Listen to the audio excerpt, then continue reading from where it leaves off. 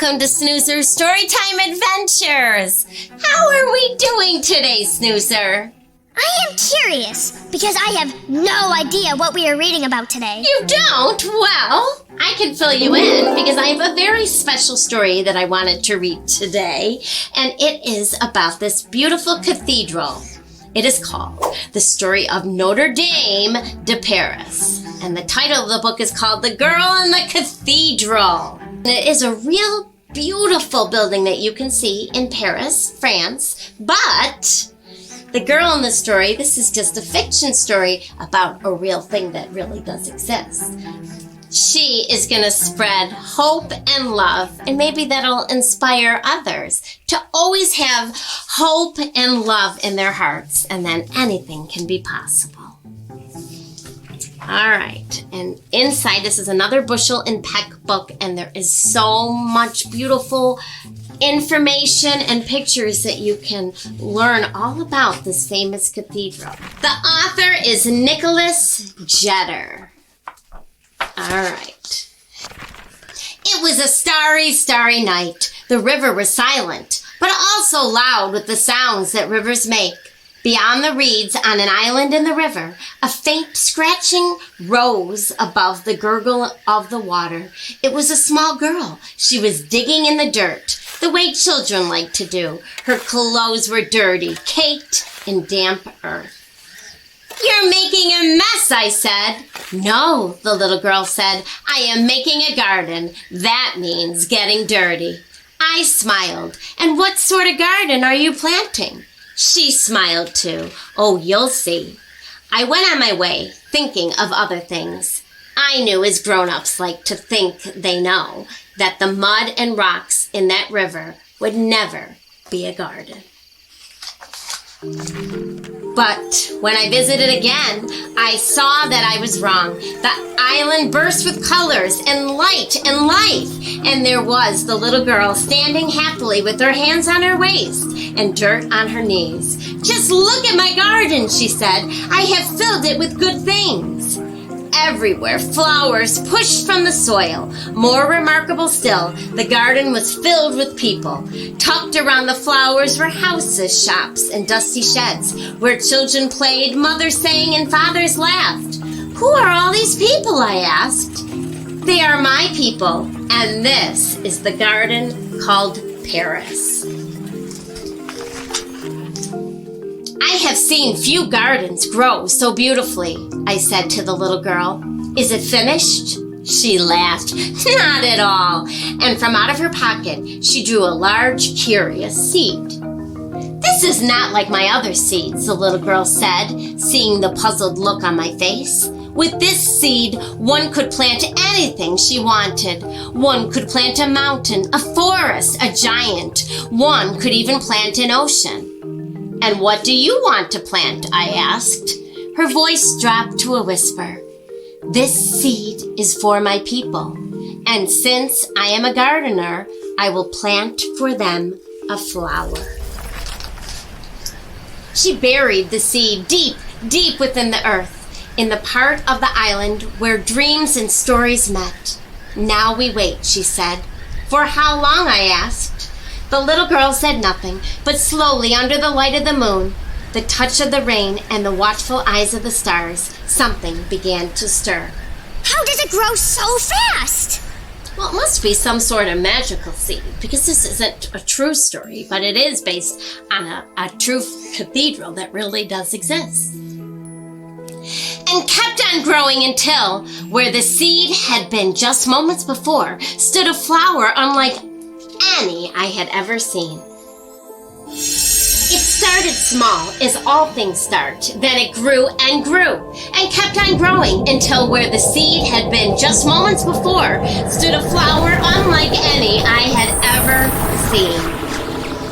It was a flower made of stone. Two great towers stood tall like twin mountains overlooking the island.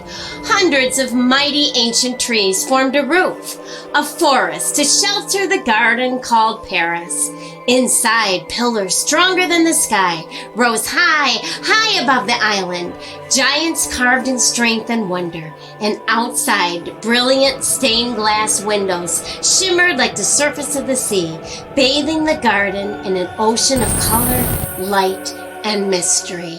This was Notre Dame, the Lady of Paris. You see the beautiful cathedral? Yes, it looks very pretty. Like any garden that is loved, Paris grew. And when next I saw the little girl, she was standing in the river, water up to her ankles. I smiled.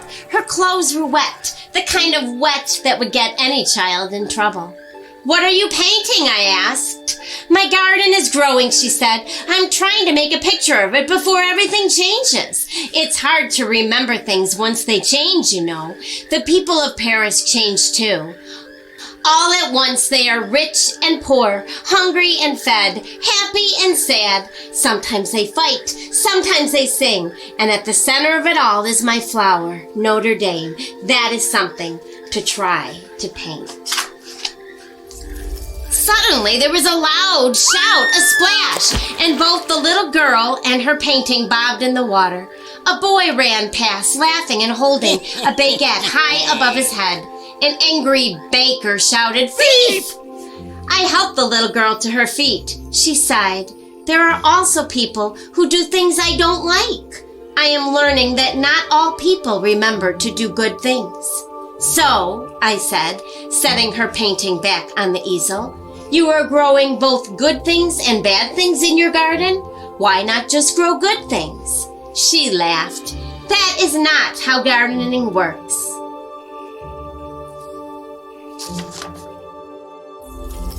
La pluie ne regarde pas avant de tomber. And that was in French. It means the rain does not look before it falls. "Besides," she added, swiping her brush across the canvas again, "you can't always tell what kinds of flowers are growing." As the little girl had said, Paris continued to change. The garden sprouted great towers of iron and industry and ideas. "Do you see my new flowers?" she asked. Literature blossomed, science bloomed, music and art waved in the wind. "And look," she cried, "do you see that blue flower over there? That one is liberty. And the white one, that is equality. The little red ones are fraternity." "Why did you plant those flowers?" I asked. "Because they make the other flowers grow better," she laughed, almost a song. "And they are only a beginning.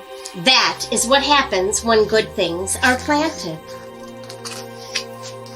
But something happened that I did not expect. Darkness grew at the edge of the garden. "Something terrible has come to Paris," the little girl said. The streets filled with soldiers and fighting and fear, and her flowers seemed to wilt. The little girl stopped smiling. "It will be hard to grow my garden now," she said. "What is this thing?" I asked fearfully, pointing at the darkness. The little girl knelt down over her small flowers, as if to shield them. An explosion shattered the sky. "This is called war," she said. I looked at Notre Dame. "Your greatest flower is still standing," I said. "Yes," the little girl said, wiping away a tear. "She is trying to help my people. There is so much that needs protecting." Her voice was impossibly soft, but somehow louder than the sounds of war. The little girl did not stop planting flowers. She grew hope. She watered courage. She planted freedom until finally there was peace. Notre Dame's bells rang across the garden, a song of joy for her people. "They will be happy again," said the little girl, dancing with the music. "What will you do now?" I asked, knowing already what she would say. "There is still so much work to do," the little girl said. "One must never stop planting good things." She dug and she raked, she pruned and she watered. Even stronger, her flowers reached for the sun, celebrating life, color, and love. As always, Notre Dame watched. The people of Paris hoped she would watch forever, and so did I. Mrs. Hamilton, can you go back? Yes, Snoozer, I can. What is that guy called? This guy? Yeah, who is that guy? Gargoyle. It is like a stone creature or statue that goes on buildings. You like that? Yes, I do. I think there are a lot of them. Oh no! But one day the little girl came running to find me. She was crying. Ma fleur brûlée, which means my flower burns. And then, asking no one in particular, why do flowers burn? We ran to the island. Flames rose high above and through the roof of Notre Dame. The mountain tower seemed about to fall. The forest that was the roof burned, its memories rising with the ashes, lost to the stars. The giant pillars that had seemed too strong for the sky trembled. And the windows, all the windows that bathed Paris in an ocean of color, now reflected only fire in the eyes of all who watched. My flower is alone, the little girl said, crying. What can we do to save her? I don't know, I whispered. I've never been a gardener before. Je suis triste, which means I am sad. And there really was a fire.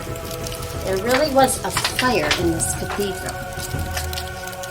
Aww. But then we heard a sound, a most unexpected sound. It rose from the size of the smallest thought until it filled the garden called Paris, stronger even than the sound of the roaring fire. The people had begun to sing. The little girl raised her head. Do you know what that sound is? She asked me. It's singing, I said, but we've heard the people sing many times. Not like this, she said, shaking her head. This is the song of remembering. My people will save Notre Dame. How? I asked. What is a song against a fire? The little girl looked at me. Light. A light that wasn't light from a fire blazed in her eyes. I planted Notre Dame inside the hearts of my people, where fire cannot reach. Tears had streaked small paths down the soot of her face. It's time you see my garden the way I see it. And there are all the people singing. So Notre Dame is alive in their hearts, so they are just going to rebuild. I squeezed the little girl's hands, with saints and soldiers, with kings and revolutionaries, with mothers and children, with thinkers and dreamers, and students and builders. We sang of light, we sang of love, we sang of hope, we sang and we sang and we sang. The music swelled, the wind rushed around us, carrying a song of memory, and soon the fire died, but Notre Dame did not. As the last smoke rose to the sky, the little girl and I walked along the rubble of soot of her burned, beloved flower. She will grow again, I said, but she will never be the same. The little girl wiped her hands. That is what it is to be a gardener, she said. Things will never stay the same. There will always be weeds and wars and even fires. But you do not stop planting hope and love just because you can't keep bad things away. That's what gardeners are for. I smiled, but knew that the time had come for me to leave. I will always think of you and your flowers, I said. Happy tears welled in the little girl's eyes. Here, you must take some of my seeds, she said. I hope when you return to Notre Dame, you will tell me of the flowers you have planted. But I do not know where to plant flowers, I said. The little girl laughed. Plant flowers wherever you are. Even rocks can be a garden if you treat them like they are beautiful. I turned and began to walk away slowly, the way a person does when they don't really want to leave. As the garden called Paris grew more distant, a cold wind stung my face. I thought of the little girl. I thought of Notre Dame. The world I saw was filled with gardens, and all of them needed good things. I reached for the seeds in my pocket. This is a good spot for some flowers, I said. And that is another beautiful story by Bushel and Peck, with so much other things that you can read through and discover.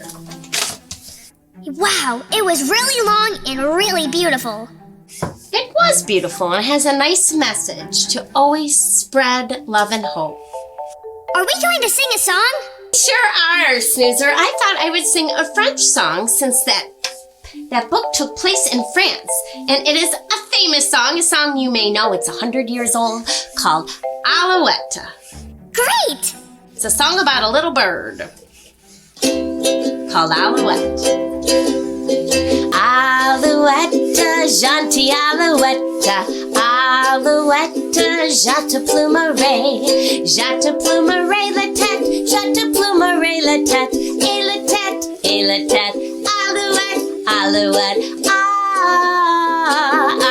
Alouette, gentille Alouette, Alouette, je te plumerai le bec, je te plumerai le bec, et le bec, et le bec, et la tête, Alouette, Alouette, Alouette, gentille Alouette, Alouette, je te plumerai. Is that in French? Yes, it is a French song. It's 100 years old. It originated in Quebec, and it's a song that many people use to learn how to speak French. Well, I thought since we were learning all about spreading love and hope, as the girl did when she planted her garden, that we could make a little flower craft. Yay! So this is the flower we're going to be making today. So you're going to need the sheet that looks like this and another white sheet that you can put the pieces onto so your flower doesn't wilt. So let's start cutting and then we'll put it together.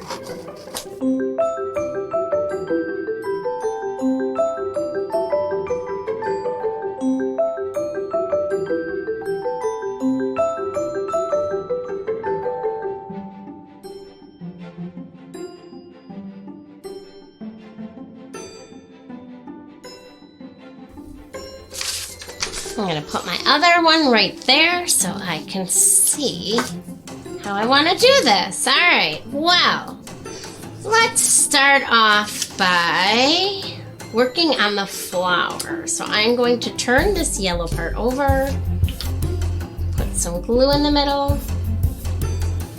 add the petals.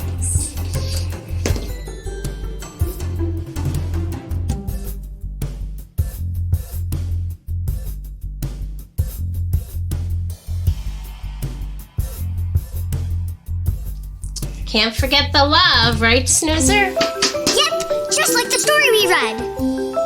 That's right.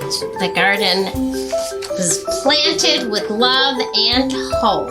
And that's a good reminder for all of us, Snoozer. No matter what happens in life, plant seeds of love and hope, and things can rise from the ashes and maybe even turn out better than they were, or in a direction that we didn't expect, that fills us with many blessings. All right, so I'll see you and all of our friends next time. Bye.